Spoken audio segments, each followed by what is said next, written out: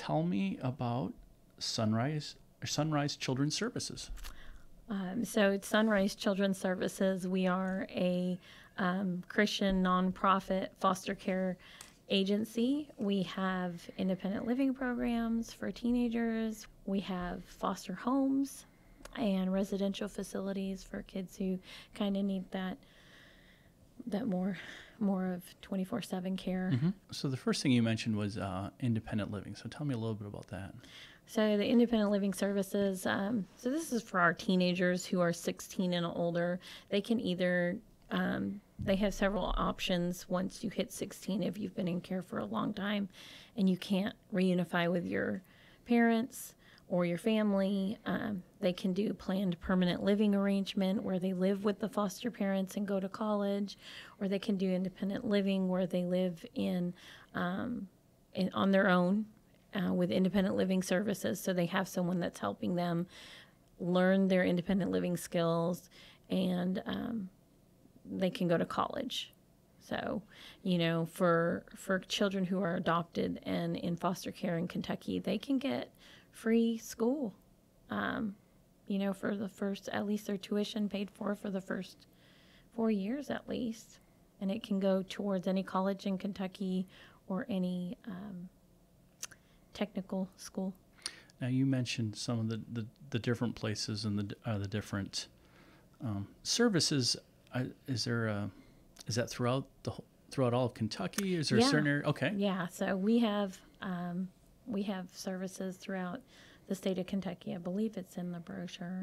But we also have brochures that have the whole state laid out and where our offices are.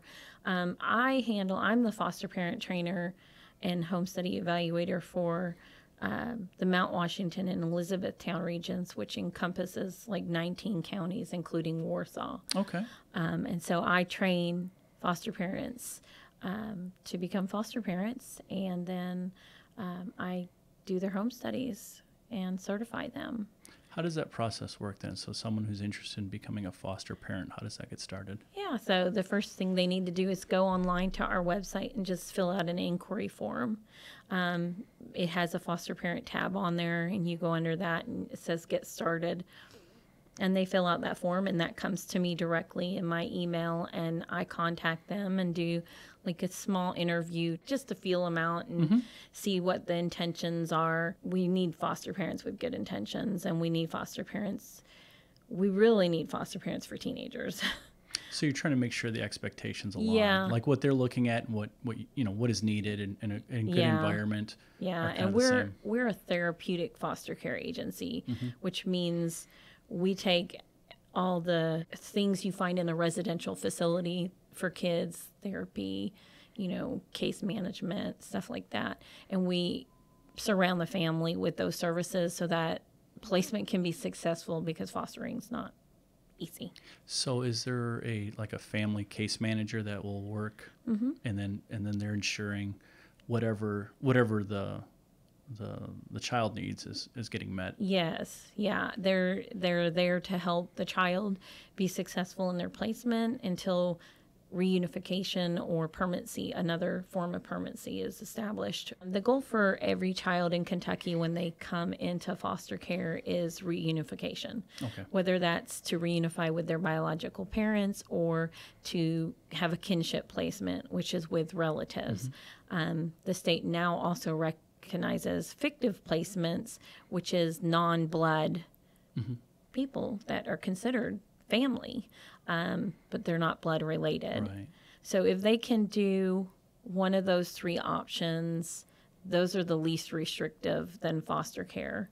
But if not, then we look first at foster care.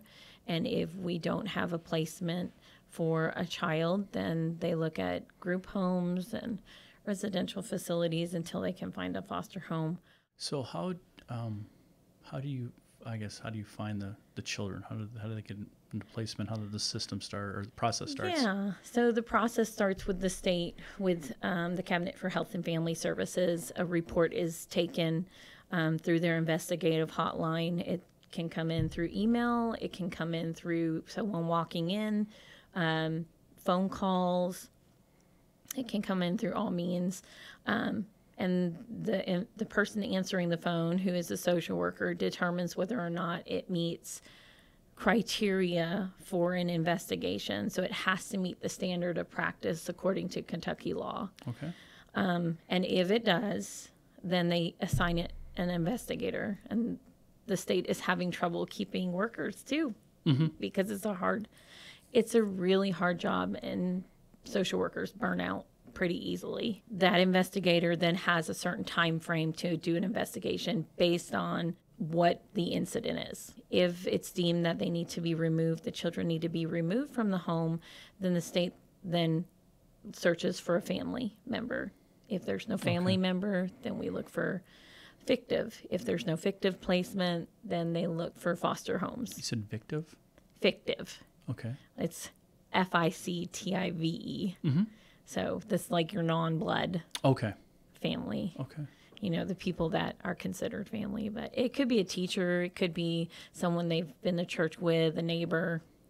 You know, they're just not some of the blood. connection to the family. Yes, yeah, they definitely have a connection to the family. And then if they're removed and they're placed in foster care, the state will look for their foster homes first. And if there's no state foster homes, they then send out what is called a referral to all the other agencies in the area or across the state of Kentucky.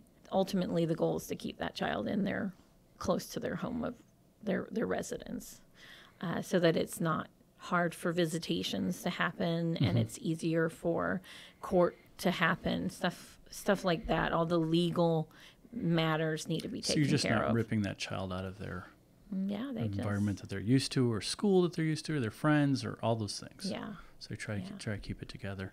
Yeah. And I've adopted 3. Me and my husband have adopted 3, and we didn't get 3 from Nelson County. We got them from Breckenridge. Okay.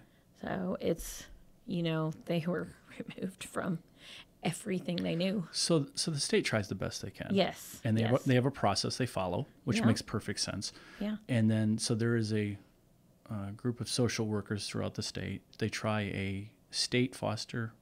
Yeah, after they look for through their homes. So then there's kind of a bid is put out. Yeah. And then and then we get the referrals. I went through and looked at the referrals from yesterday. They had 19 referrals yesterday. There was 2 sibling groups. You're not going to find us. Like, usually if you get a sibling, if you get little kids that come in that are 1 year old, 2 years old, 3 years old, they're going to be part of a sibling group. There's just I've never seen in my 19 years of doing social work them not. It's very, very seldom that you get a single individual little tiny child. Okay. They're usually attached to other siblings. Right. But the rest of them, out of the 19 referrals, were all teenagers. Okay. They were all teenagers. So understanding that and what you've told me, lack of a better term, are they looking for more creative ways to resolve this? Or like, you mentioned the living, I don't know independent living, or I don't know what the state's really doing. The independent living was set up a long time ago to address permanency issues with children in foster care, because they tend to linger. And especially for our older children, you want to give them the best option possible, because they're going to be adults soon. Right. And you want them to succeed. If they can't go back home, you want them to do the best they can and become successful adults in society. Right. So that's why they have programs available for 16 and older. Okay.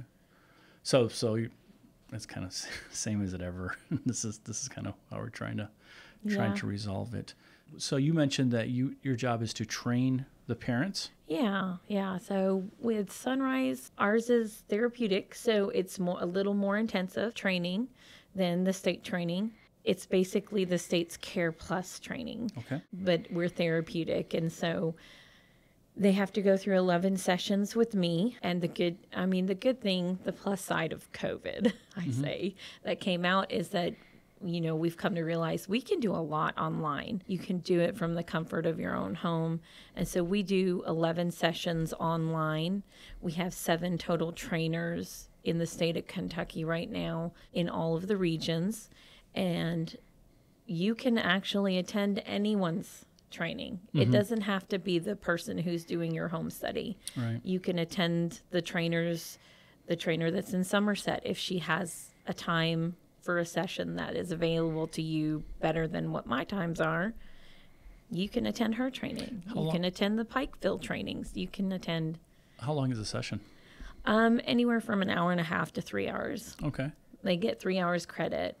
I've been teaching it for 6 years, so I tend to. Well, yeah, you know how to. Yeah. So I tend to go through it a lot faster, but I do stop and I make sure, hey, do you have any questions? Do you understand this? Because some things are a little bit harder to understand. So I guess in the course of a year, how many foster parents do you get the chance to train? It depends. Yeah. I have 2 regions. The expectation is that I'll get like 15 a year. That doesn't always happen though, because a lot of people, they just don't want to do this. Mm-hmm. It's not for them. Or I get them started in training and they don't finish. Right. Because they go through the training and they realize, wow, this is a lot. Yeah. Like, this is a lot of stuff. Like, this is a lot. It's going to be difficult. It's not going to be something that you can just acclimate to your home real easy with a snap. It's going to take adjustment. And you mentioned therapeutic. And so how is that training? Would that be different, or what exactly does that mean? Yeah, so it's a little bit more training than your basic state foster care training. So we have 11 sessions, like I said. And, of course, the state does have 4 mandatory online EKU sessions that everyone in the state that's a foster parent has to complete before they can be certified. But ours is a little more in depth. It goes into therapeutic stuff. Like, they're going to get therapy. They're going to have therapy however many times they need it in the month. They're going to see a psychiatrist for medications. A lot of our kids come with medications, like ADHD. So typically how, and if there is a typical, but how long is a child in foster care typically? It just depends on the parents getting done what the courts need them to get done. My personal experience was 3 years before my children were adopted. So they were in foster care for 3 years. Well, 1,391 days. So then you just mentioned this. How does this kind of tie into the adoption process? So there is a state law that says the parents need to do what they've been asked to by the courts between 15 and 22 months. Okay. Legally, if they're not doing what they're supposed to do, you can start the process as early as 6 months. But I've only ever seen that once in the 19 years I've been doing this. So it'd be a pretty extreme case to start that up in 6 months. Okay. You might see that, like, if you have the death of both parents, or both parents are incarcerated without timely release, or, stuff like that. But not typical. It's not typical to see that. So it seems, and for, I'm sure, a number of really good reasons, but kind of a rigid process of what the state is trying to accomplish. Yeah. And then how you all set in, it's like you've looked at ways, I want to say build a better mousetrap, but you looked at ways where you could enhance this training, make the training a little better, as you mentioned, therapeutics, the word. Yeah. And then so that way you're hoping that when they get through the foster parents, that is, are prepared for just a glimpse of what is possible. Yes. Yeah. So, and I do find myself saying in training a lot also that nothing really prepares you for placement until you really have a placement. We can do all the teaching in the world and try and prepare you and show you the negatives as well as the positives.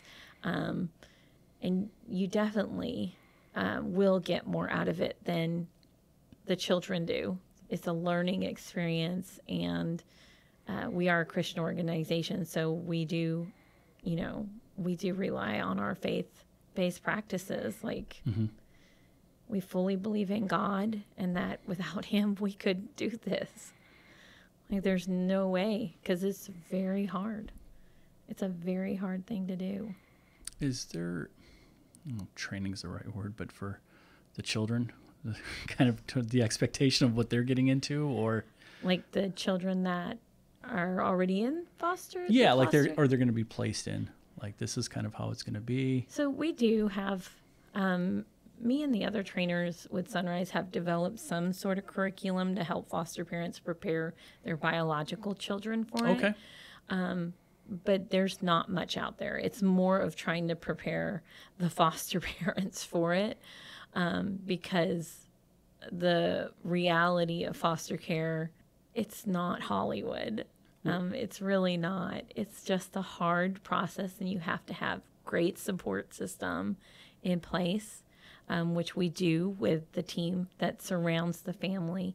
And you have to have other supports outside of the team that can support you and fill you, like help you. Right. Anything else we could talk about that maybe I didn't ask about or I might have missed, or I just really want the word to get out there that there is such a need for foster parents in Kentucky, in the nation, but in Kentucky, especially for teenagers. And really, that can walk through the fire with them. Because that's what they're living in right now. we'll put the information up for contact information or the website where people can go to and take a look at. And well, thank you so much. Yeah. I feel like I learned a lot. I knew nothing coming in, and I know a little bit now. So I really appreciate you taking the time coming on and talking with us today. Yeah, you're very welcome. Thank you. You're welcome.